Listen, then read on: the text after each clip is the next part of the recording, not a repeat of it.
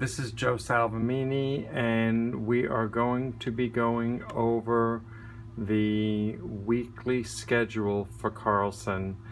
You will use this weekly schedule, 2 times every week. It's due in the office on Monday mornings by 9 a.m.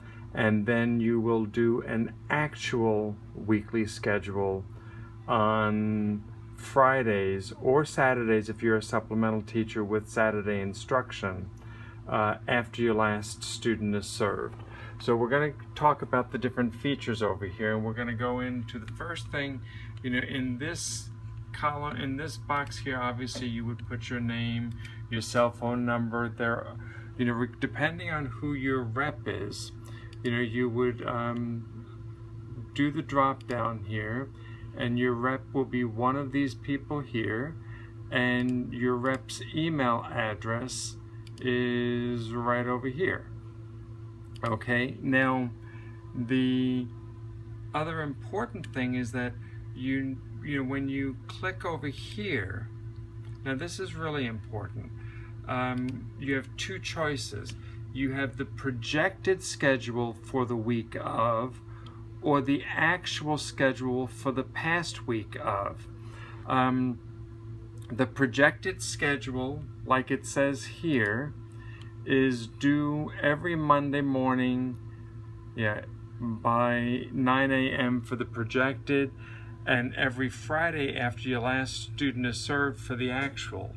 Now, if you're a supplemental teacher who happens to have students that you're seeing on Saturdays, then you can hand this in on Saturdays. But please keep in mind that it's the actual. I'm going to show you that and show you this over here. The actual schedule is what we input into BTS and pay you off of. But when you put in, let's say, the projected schedule for the week of, you go over here and you have a drop down for all the weeks of the year. Right now we're into October 5th through the 9th, so if you would put that in there, it would automatically populate, and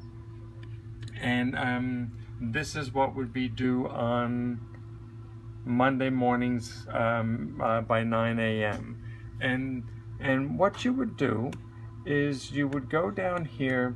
Now you see over here it says for home teacher use only. That is not supplemental, that's not for supplemental teachers.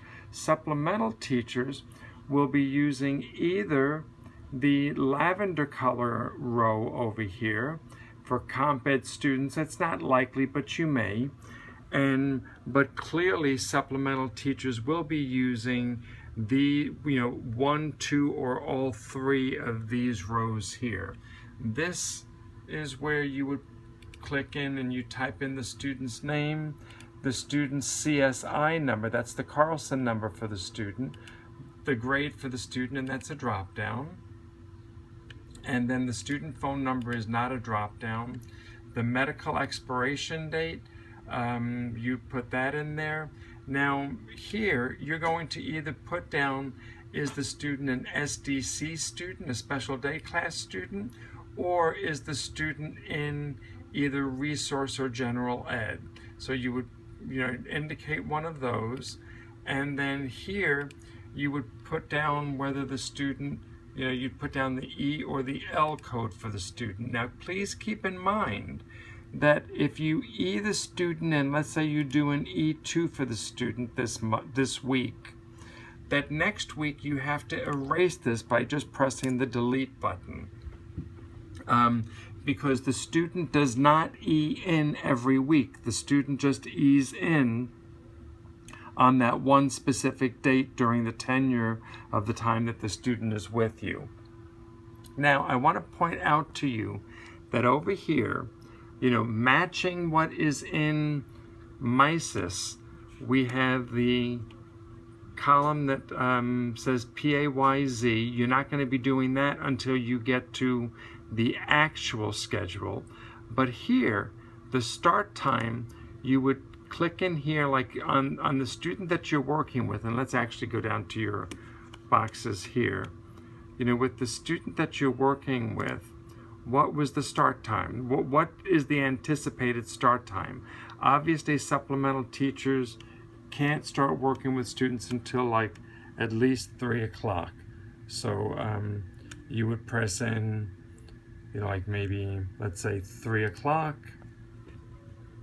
And then you'll see these number signs, but the only reason there are number signs there is that you haven't said yet how long you're going to be there with the student. So if you go down here and go to the time, let's say for instance you're going to work with that student from 3 until 4:45, then once you populate both times there, then it gives you the elapsed time.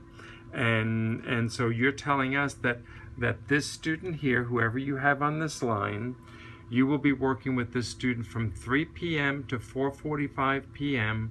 on Monday of the October 5th. And then, on Tuesday or whenever it is that you have the scheduled for, you will make the changes in here accordingly. And if you notice in this column at the very end where it says total weekly time, it keeps a running total of the weekly time that you've scheduled. Students, the EO students that we have, the English only students, are entitled to 5 hours of instruction. So at the when you send this in, we're going to be looking to make sure that your EO students are scheduled for 5 hours. Additionally, your EL students are, and I didn't go over that over here. This column over here talks about ELD, if the student's an EL student or not. You would either say yes or no.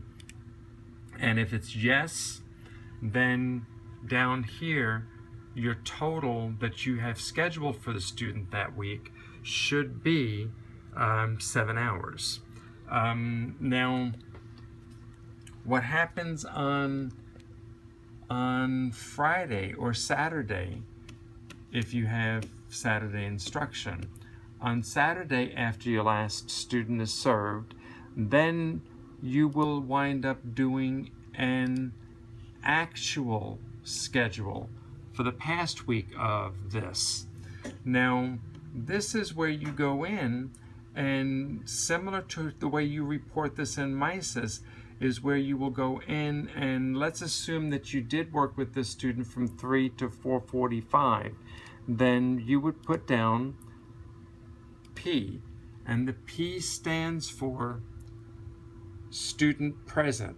A stands for student absence, Y stands for no time scheduled, and Z stands for teacher absence.